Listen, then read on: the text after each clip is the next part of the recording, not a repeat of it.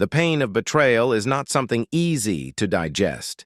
It can tear apart the deepest threads of a relationship, leaving behind a trail of distrust, hurt, and unanswered questions.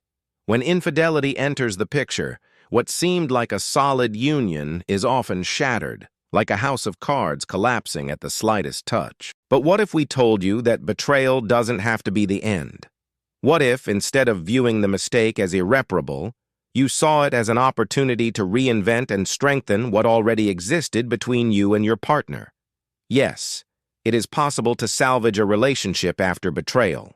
The real question is, are you willing to face the pain of the past, confront the hurt head-on, and transform that wound into something that can heal and flourish? In this video, we will share powerful strategies for committed couples seeking to rebuild after betrayal.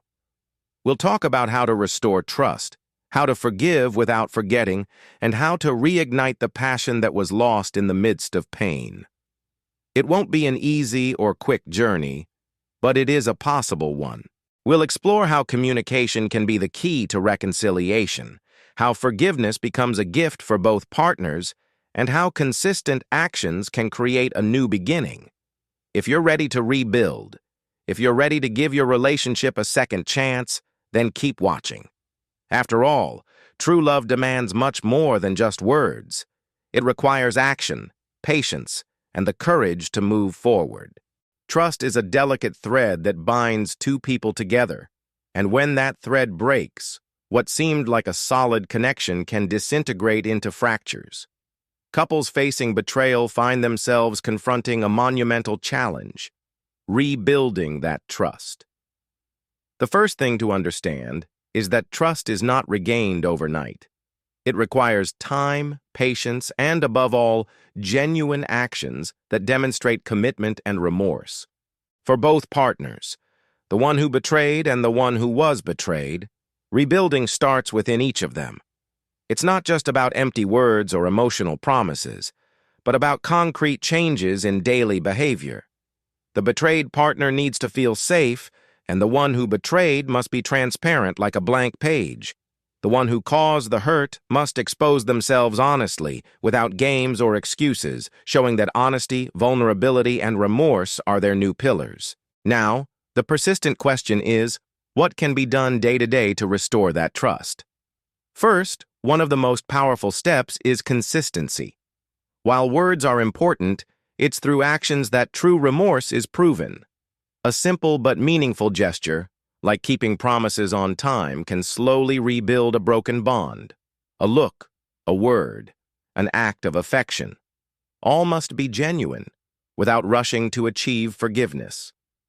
Trust is often an almost artistic process. You can't rush the hand, as the final work will reflect every detail placed with care.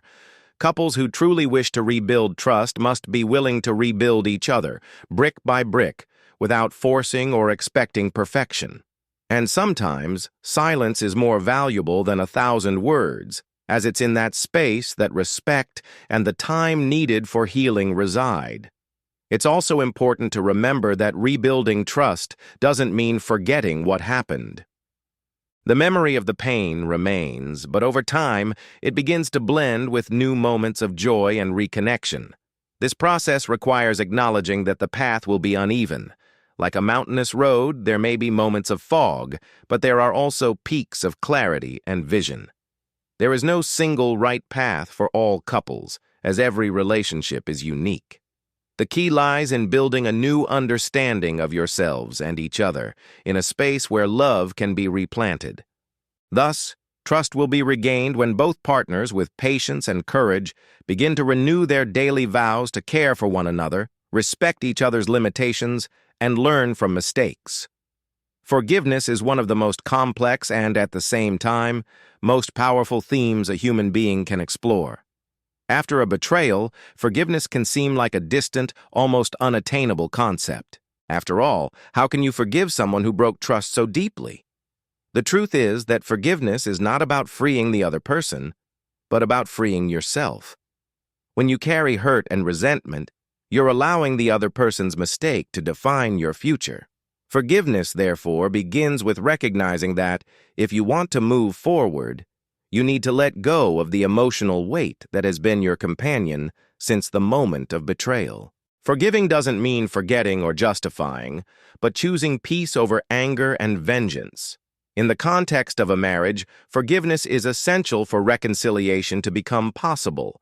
If one spouse refuses to forgive, the relationship becomes a minefield, where every word and action can be interpreted as a reminder of the mistake. This creates a toxic environment where reconciliation becomes impossible. Forgiveness, as difficult as it may be, opens the doors to restoring trust. When both partners are willing to forgive, not because the mistake was acceptable, but because they choose to move forward together, they begin to build a new path of mutual understanding. Forgiveness, in this context, is an act of courage, where the couple rises above the mistake instead of being dominated by it. It's crucial to understand that forgiveness is a process. It doesn't happen all at once, but through small steps. It may start with a simple, "I'm willing to try." It's in conversations, daily actions, and the effort of both partners to heal the relationship that forgiveness takes shape. Sometimes, forgiveness is more about internal transformation than about the act of forgiving the other. By forgiving, you allow yourself to close a cycle of pain and open space for healing. And healing doesn't mean the scars will disappear, but that they will stop bleeding.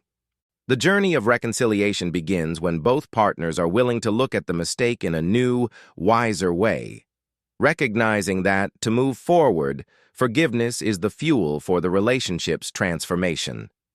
Guilt is one of the most devastating emotions a human being can feel. In the context of a marriage shaken by infidelity, it intensifies, becoming a constant shadow that obscures any attempt at rebuilding. The person who betrayed may feel crushed by the weight of their own mistakes, while the other, often consumed by the pain of betrayal, may feel betrayed and full of doubts. However, it's important to understand that guilt, though painful, doesn't have to be a permanent obstacle. Guilt becomes a poison when it's not confronted or managed healthily. The key to overcoming it starts with self-awareness and self-acceptance. The one who betrayed needs to understand the reasons that led to such behavior, not as a justification, but as a starting point for genuine change. This involves reflecting deeply on their own flaws, seeking to understand internal motivations without hiding behind excuses. Overcoming guilt, however, also requires action. Feeling remorse is not enough. True emotional healing after betrayal happens when there is a real commitment to change and make amends. This is reflected in daily actions that show genuine remorse. The person who erred must expose themselves vulnerably and demonstrate through actions that they are willing to change. Trust is not regained with words, but with daily habits of honesty and responsibility. Emotional healing is not a destination, but a journey where every small gesture counts. This can be as simple as being transparent about your emotions, offering sincere apologies, and ensuring that, from that moment on, actions match words. However, healing from guilt is not limited to those who betrayed, but also to those who were betrayed. For the spouse who suffered the pain of infidelity, it's necessary to allow themselves to overcome the guilt of feeling unable to prevent what happened. Often, after betrayal, thoughts turn to what could have been done differently, what could have been said, or what could have been avoided. These thoughts are natural, but they should not dominate the relationship's narrative. For the rebuilding of love after infidelity, the hurt partner must understand that the guilt should not be placed entirely on themselves. Both need to free themselves from this emotional burden that, if left unaddressed, prevents the relationship from moving forward. And, like forgiveness, overcoming guilt is a process, one that requires, above all, mutual commitment and the willingness to walk together toward healing and strengthening the relationship. After infidelity, emotional intimacy seems to be the last thing to recover. What was once a deep connection has now become a field of distance, insecurities, and distrust. The question many couples ask is, how can I look into the eyes of the one who betrayed me and feel the closeness and vulnerability that once existed? The answer lies in time and, above all, in vulnerability. The path to rebuilding emotional intimacy after betrayal begins with both partners' willingness to open up again, with the certainty that, to restore the connection, it's necessary to look into each other's eyes and show themselves as they truly are, without masks, without disguises.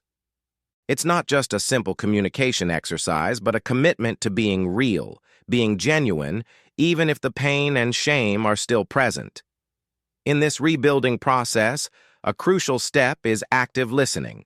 For intimacy to be restored, both partners need to hear more than just the other's words, but the unspoken emotions, the fears still hidden in the heart. Those who betrayed must be willing to listen to the hurt spouse's pain without defending themselves or minimizing it. But the betrayed spouse must also practice listening, not to find flaws or justifications for the mistake, but to understand the other's story and what led to that choice. True listening can be a powerful antidote to emotional distance. When both feel heard and understood, even in pain, there is fertile ground for intimacy to begin to grow again. Rebuilding emotional connection also requires a change in how partners relate day to day. Instead of dwelling on memories of the betrayal, the couple needs to create new moments of vulnerability and closeness. It can be as simple as sharing a calm conversation about the day or dedicating time to touch, that simple but vital touch that reestablishes a bond. The desire and passion that once existed between couples can be reignited. But for this to happen, space must be given to emotional intimacy without haste or pressure. Intimacy is not rebuilt quickly. It grows slowly, like a plant that needs daily care. The secret lies in being patient and consistent, in creating small rituals that make the relationship flourish again. Thus, the path to restoring emotional intimacy and connection is paved with constant acts of affection, understanding, and commitment. Communication is the foundation of any healthy relationship, but after a betrayal, it becomes a minefield where every spoken word can be misinterpreted or laden with emotions. The power of communication in the reconciliation process cannot be underestimated, as, contrary to what many think, it's not just about speaking, but about listening deeply. For reconciliation to be possible, both partners need to be willing to express themselves clearly and, more importantly, listen without rushing to react. Often, after infidelity, words become weapons. The betrayed partner may want to unleash phrases filled with pain and accusation, while the one who betrayed may feel defensive, seeking to justify their actions. But if the goal is healing, it's essential to avoid these common communication mistakes. One of the biggest communication traps after betrayal is constant blame. "You cheated on me. You broke my trust." While these statements may be true, they can become a barrier to reconciliation if not expressed with empathy and openness. For communication to be effective, both parties need to talk about their emotions in a way that avoids direct accusations, opting to express how they feel with "I feel" instead of "you did." This not only opens space for more active listening, but also reduces the likelihood of the other shutting down or becoming defensive. Remember that reconciliation is not a battle, but a shared journey where both partners need to communicate in a way that fosters empathy, not division. The key to successful communication during reconciliation is patience and the willingness to understand. You cannot expect the other to open up immediately or for all problems to be resolved in a single conversation. The reconciliation process requires words to be weighed carefully, with silent listening that gives space for the other to express themselves without haste or interruptions. Furthermore, it's important to understand that communication must be constant. Reconciliation is not a single event, but a daily practice of transparency, respect, and above all, vulnerability. Every word spoken must be chosen carefully, as words have the power to heal or hurt even more. To move forward, both partners need to cultivate communication based on mutual respect, without judgment, without rushing to find answers, but with a commitment to deeply understanding what the other truly feels. After betrayal, desire and passion often seem to have vanished, like a flame snuffed out after a storm. What was once warmth and connection has now become ice and distance. The first thing to understand is that desire in a marriage is not limited to the physical. When infidelity enters the scene, what is lost is not only sexual desire, but the emotional connection that underpins that attraction. Passion in a marriage depends deeply on emotional security, trust, and intimacy. When these pillars are shaken by betrayal, desire weakens, and the flames of passion seem to extinguish. However, it is possible to reignite that flame, but like any fire, it needs fuel, and that fuel is vulnerability. To recover desire, both partners need to be willing to open up again, to show their fears, insecurities, and above all, to acknowledge what was lost in order to rebuild what was harmed. Rebuilding desire and passion after betrayal begins with a simple but powerful step: regaining trust. Without trust, there is no security to explore physical or emotional intimacy. Thus, before anything else, it's necessary to restore the emotional bond that united the couple before the incident. This involves small daily actions like gestures of affection, words of affirmation, and moments of deep connection. It can be a simple touch, a tight hug, or a soft word at the end of the day. These small but consistent gestures show the partner that they are still desired, that their presence still matters. Additionally, emotional intimacy needs to be nurtured with open conversations where both share their vulnerabilities and needs without fear of judgment. Desire then begins to sprout again, but in a deeper, more mature, and more conscious way. However, sexual passion specifically requires more than just emotional reconnection. It demands space to rediscover the other. After betrayal, couples may feel that the other's body is no longer the same, as if the physical act is tainted by the pain of infidelity. To overcome this, it's necessary to reclaim physical desire through moments without pressure or expectations, where the simple pleasure of being with the partner is enough. It may be helpful to start with gentler touches, longer kisses, and rediscovering the joy of getting to know each other again, without rushing to resume sexual intimacy too quickly. Passion is a process that requires time, patience, and a constant commitment to rediscovering the other. When the couple creates a space where physical intimacy is treated with care, respect, and sensitivity, passion naturally resurfaces, stronger and more connected. After betrayal, the idea of boundaries and rules in a marriage may seem strange, almost like an attempt to control the other. But in reality, establishing new boundaries is a way to create a safe space where both partners can begin to rebuild trust and mutual respect. What many couples don't realize is that, without clear boundaries, infidelity tends to repeat itself because the foundations of respect and transparency are weak. Setting new boundaries in a marriage is a way to ensure both partners feel safe and valued. It's not about control, but about a commitment to protecting the relationship and creating a new dynamic of respect and understanding. For example, it may be necessary to establish rules about communication, such as avoiding lies, being transparent with feelings, and creating quality time together. These new boundaries should be discussed openly, without accusations or judgments, but with the goal of restoring trust. One of the biggest mistakes a couple can make after betrayal is not discussing boundaries openly. Often, emotions are raw, and the pressure to move forward quickly can lead to avoiding essential conversations.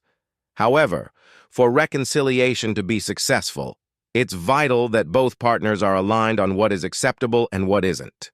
Some boundaries might include avoiding interactions with ex-partners, redefining what emotional transparency means, or even setting a period of respect to heal wounds before trying to return to the previous routine. These boundaries are not just to prevent betrayal from happening again, but to promote mutual respect and ensure both feel heard and understood. The idea is to create a new agreement in the relationship where both know exactly what is expected without insecurity or doubts about the other's intentions. Establishing clear boundaries in a marriage after betrayal also involves learning to respect the partner's needs. Each person reacts differently to the trauma of infidelity, so boundaries may vary for each couple. One partner may need more time to trust again, while the other may feel ready to move forward more quickly. Respecting these needs without rushing reconciliation is fundamental. Additionally, it's essential to review and adjust boundaries over time, as needs may change as the relationship heals. Boundaries are not rigid, but a dynamic system that must be negotiated and reassessed as the couple grows and learns from past experiences. Thus, by establishing new boundaries, couples can begin to create a healthier, more balanced relationship where both feel safe, valued, and ready to start anew. Couples therapy, though often seen as a last resort, can be the starting point for healing and rebuilding a relationship shaken by infidelity. After betrayal, the emotional terrain of a marriage is often devastated, and attempts to deal with the pain alone can end up deepening the divide. Couples therapy, therefore, offers a safe and professional structure for both partners to explore their emotions without fear of judgment. A couples therapist is not there to take sides, but to help the couple navigate the turbulent waters of pain and distrust, pointing out paths to reconciliation that may not have been visible to them. More than offering advice, therapy provides the necessary environment for both to express themselves openly and honestly without fearing immediate repercussions. In couples therapy, the key lies in mediated communication. Often, after betrayal, couples find themselves in a vicious cycle of accusations, defenses, and hurts, where it's difficult to hear the other without reacting. The therapist's role is essential in creating a dynamic where both can express themselves without interruptions, where active listening is cultivated and empathy is encouraged. This creates the necessary space for each partner to share their pain, fears, and expectations for the future. Couples therapy also works on understanding the underlying motivations for infidelity, which can help the betrayed partner understand what happened without being consumed by anger and distrust. For the one who betrayed, it's an opportunity to understand their own flaws and the behaviors that led to the betrayal, providing the tools needed to prevent those mistakes from recurring. Although couples therapy is a powerful tool, it's important to remember that it requires commitment from both sides. Attending therapy just out of obligation or to try to fix the other won't suffice. Both partners must be willing to engage in the healing process. For reconciliation to be successful, therapy needs to be seen as a space for mutual growth, not a battlefield to determine who is right or wrong. The therapist won't be responsible for the healing, but rather the couple, who must be committed to following the insights and reflections proposed during the process. Ultimately, the goal of couples therapy is not just to recover what was lost, but to transform the relationship into a new foundation of trust, love, and respect. Even when infidelity cannot be erased, therapy can be the path to building a stronger, more resilient relationship where both partners walk side by side in the same direction. Now that you've explored the essential strategies for rebuilding trust, restoring intimacy, and reigniting passion, the question remains, are you ready to put all of this into practice? Rescuing a relationship after betrayal requires courage, but also the willingness to turn the past into a lesson, not an obstacle. It's not about forgetting what happened, but about learning from it and using that experience to strengthen the bond between you. Reconciliation doesn't happen overnight, but it's in daily commitment, sincere communication, genuine forgiveness, and consistent actions that true transformation occurs. Now is the time to act. Ask yourself, what steps will you take today to restore trust? What can you do differently from now on to reconnect with your partner in a deeper, more authentic way? Don't let fear, resentment, or doubt block your path. If you want your relationship story to have a happy ending, start today. And if this video helped you in any way, share in the comments what touched your heart the most, and let us know how you plan to apply these strategies in your own relationship. Don't forget to subscribe to the channel and turn on the notification bell for more content on transformation and personal growth.